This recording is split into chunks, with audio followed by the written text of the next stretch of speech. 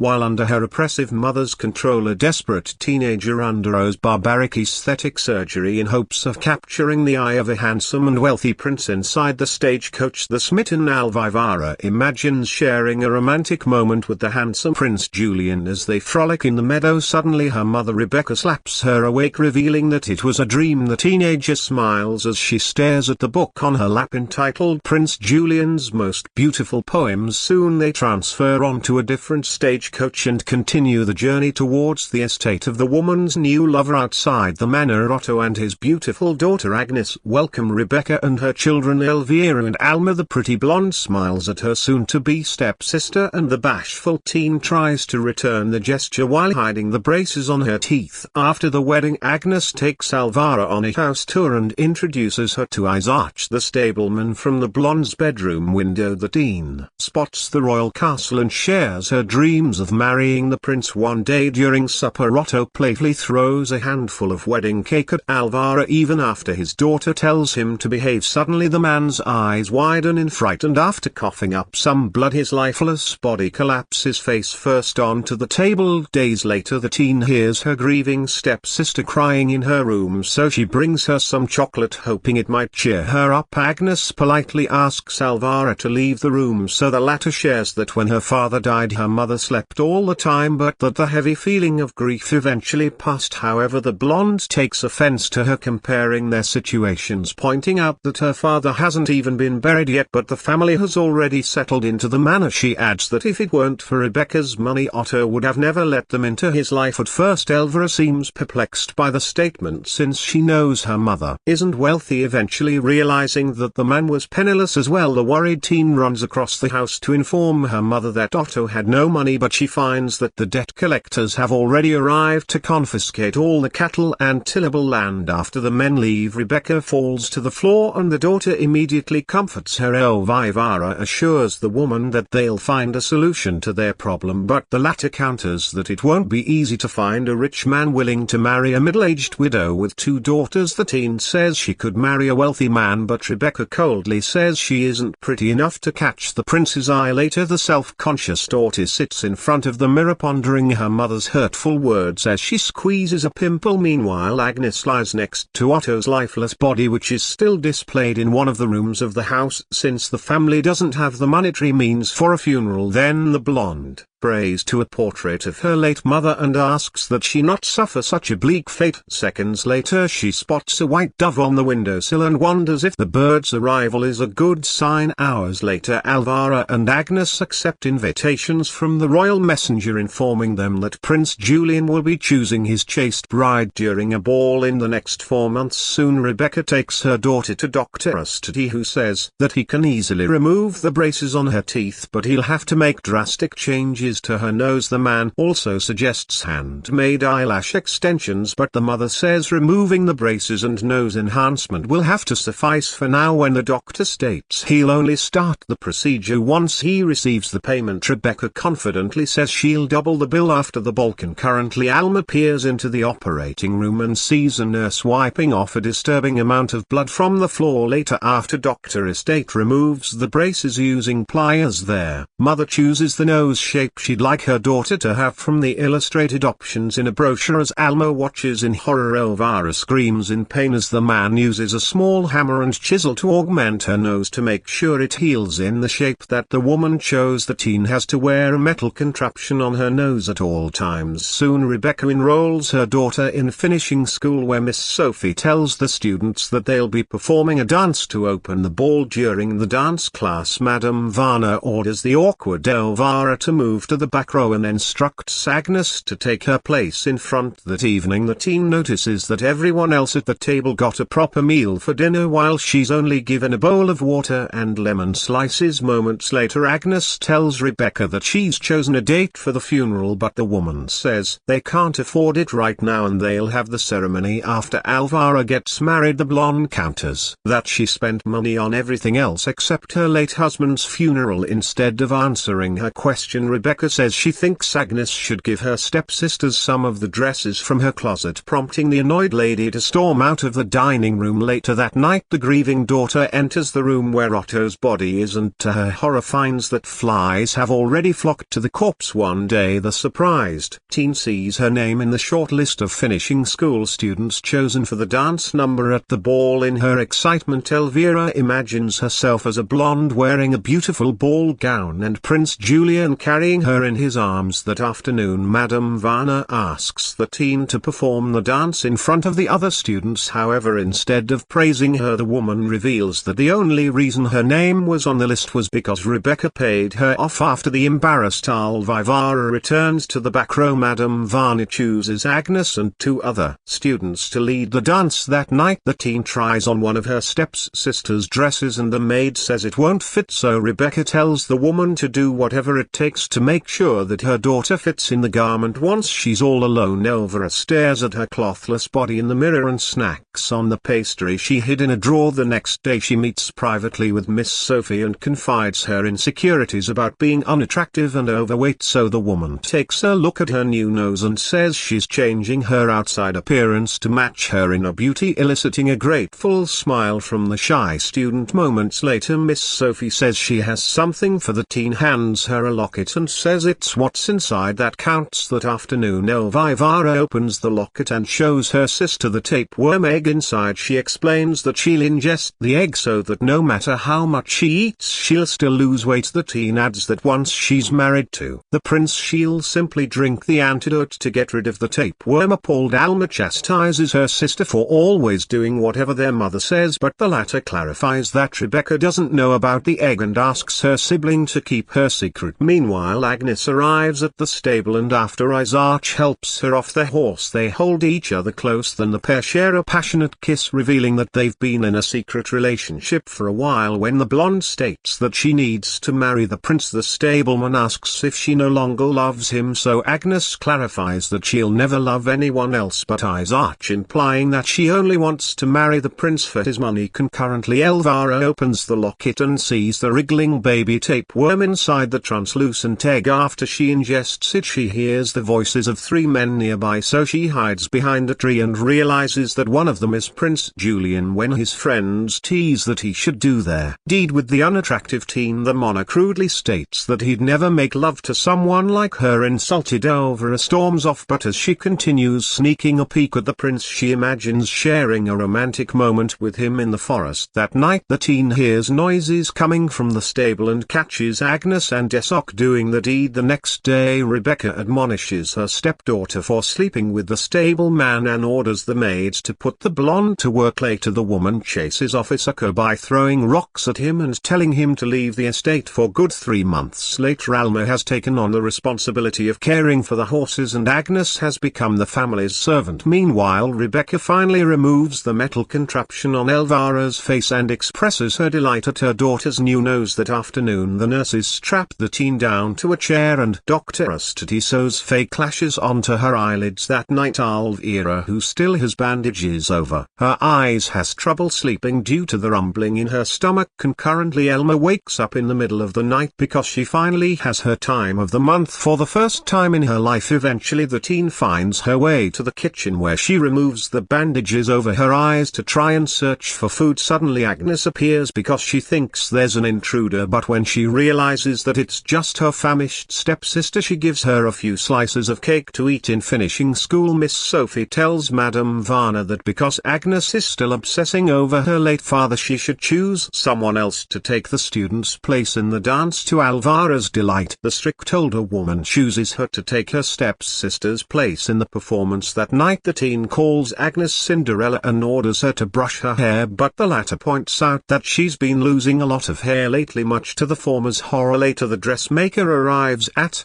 the manor and presents Alva with the garment she is to wear for the ball. The creepy man immediately notices Agnes's beauty and touches her inappropriately, prompting the blonde to push him away. When standing in front of the mirror, the dressmaker points out that the teen looks unwell and that her hair is falling out. To ease the mother's worry, the man tells her that they can cover it up with a blonde wig. Later that night, while Elvira sneaks food to her room, she sits on the stairs and hears Rebecca doing the deed with the dressmaker, revealing that the mother used her own body as payment for the expensive garment. In the hallway, Agnes carries a gown and tells the teen that they can't stop her from attending the ball. In a fit of rage, Elvira grabs the garment and tears it up, and Rebecca appears to defuse the situation. After the blonde storms off, the daughter says Agnes plans on attending the ball, so the mother assures her that even if she wants to, she no longer has anything to wear. Later, the grieving daughter cries next to her father's decaying remains, but unbeknownst to her, silkworms have begun repairing the gown. Suddenly a bright light shines from the window, and her late mother appears to tell her that her shoes are in her pocket and that she has to come home before midnight because the stagecoach will turn back into a pumpkin the next day. Rebecca helps her daughter dress for the ball, covers her thinning hair with the wig, and mentions how beautiful she is. During the ball, the master of ceremonies announces the arrival of each eligible lady, as well as details about her life such as her height, number of siblings and hobbies. To catch everyone's attention, Rebecca has Elvira pretend like she's a puppy as she goes around the room while the herald announces her arrival. While the guests are immediately smitten with the lovely teen, Prince Julian seems bored and shows no interest. Later, as the group prepares for their dance number, the teen belches and feels the rumbling in her stomach. During the performance, Elvira stares intently at the monarch and imagines that he only has eyes for her. After she changes back to her gown, she reunites with her mother, who excitedly points out all the eligible bachelors queuing to dance with her. Suddenly, the master of ceremonies announces that Prince Julian is about to open the ball with a dance. To Elvira's pleasant surprise, the monarch chooses to dance with her amongst all the ladies invited to the ball. However, the moment gets cut short when a mystery woman wearing a veil enters the room and immediately steals the prince's attention. Rebecca tries to get her daughter to dance with another nobleman, but the heartbroken teen feels the rumbling in her stomach and runs out of the ballroom. Then she runs to the dressing room and throws up tapeworm eggs on the floor, revealing that the creature has been reproducing inside her for months. Moments later, their furious mother appears and tells her to pull herself together because there are other men at the party who are eager to meet her. As the teen dances with several noblemen, she continues watching the prince and the mystery lady. At the end of the song, the veil falls from the woman's face and Elvira